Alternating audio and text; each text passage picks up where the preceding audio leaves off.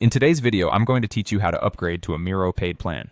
Let's start by signing into your Miro account. If you're not already signed in, go ahead and enter your credentials to get started. Once you've logged in successfully, you'll find yourself on your dashboard. This is your central hub for all things Miro, where you can manage your boards, projects, and more.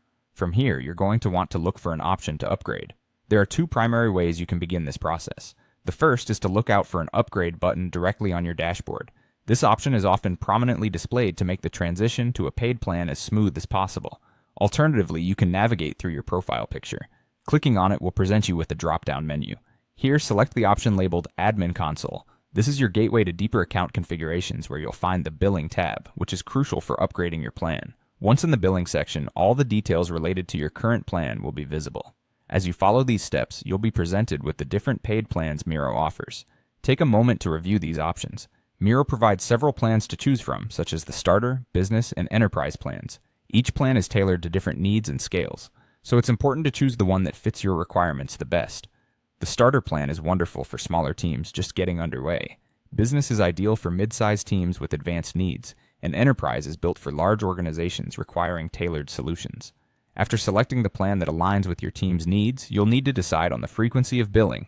Miro allows for both monthly and yearly billing options. Opting for a yearly plan can often provide a cost-saving opportunity in the long run, so consider what's best for your budget and long-term goals. Next, it's time to specify the number of licenses or users. This step is significant because it directly impacts your billing amount. Miro plans typically charge based on the number of active users, so be sure to count every team member who will need access. Now, with everything set, enter your payment details into the provided fields. This includes standard information like card number, expiry date, and the CVC code.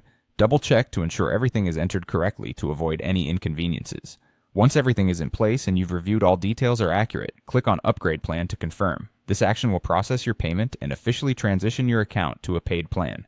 And there you have it. You're now on a Miro paid plan and ready to explore all the enhanced features and capabilities that come with it. Enjoy the advanced collaborative tools and technical support tailored for you and your team. Thank you for watching and happy collaborating.